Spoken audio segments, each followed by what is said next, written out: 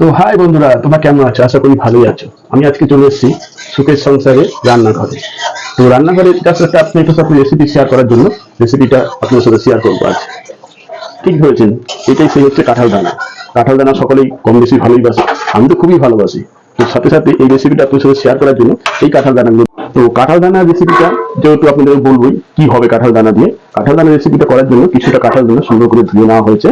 এটাকে এবার সিদ্ধ করা হবে। তো উপকরণগুলো জাস্ট আপনাদের সাথে আগে শেয়ার করি, তারপরে আমি দেখাবো আপনাদেরকে এটা তৈরি হবে। তো উপকরণে লাগবে কিছুটা সাদা সর্ষে, 4টি শুকনো লঙ্কা আর 5-6টা কাঁচা লঙ্কা।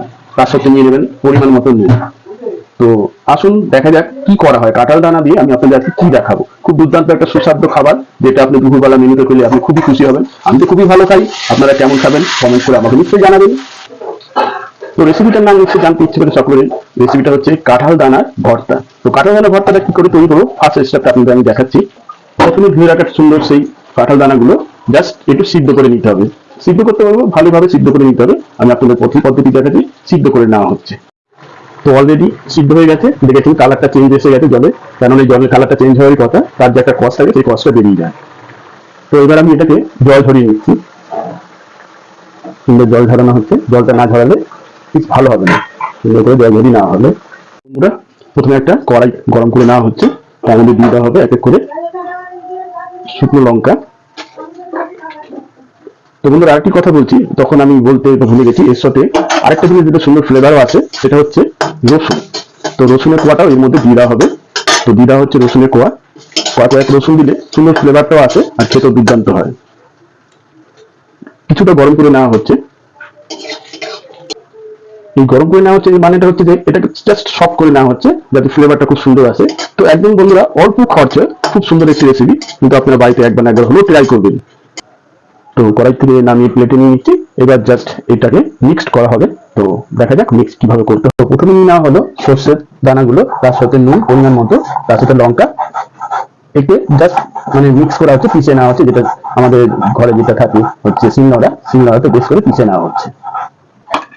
এর সাথে সাথে দিয়ে দেওয়া হলো সেই কাঁচা লঙ্কা, শুকনো লঙ্কা, রসুন সব একসাথে মিক্স করা হচ্ছে।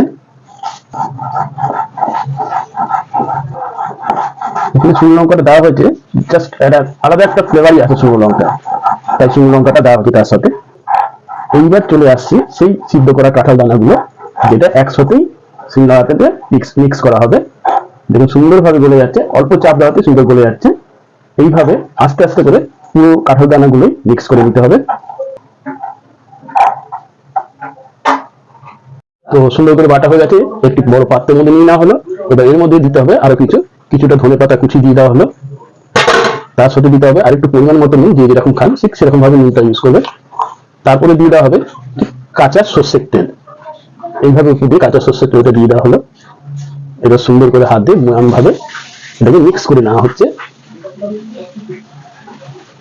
দুর্দান্ত কালার এসছে দেখুন, খেতে এতটাই অপূর্ব, না খেলে বুঝতে পারবেন। যারা যারা খেয়েছেন নিশ্চয়ই বুঝতেই পারছেন কি জিনিস হচ্ছে এটা। আর যারা যারা এখনো খানি, আমি বলছি অতি শীঘ্রই ঘরে ট্রাই করুন, খেয়ে তারপরে আমাকে কমেন্ট করে জানাবেন যে না কি রেসিপি এটা। তো বন্ধুরা দেখতে পাচ্ছ অলরেডি কিন্তু কমপ্লিট হয়ে গেছে।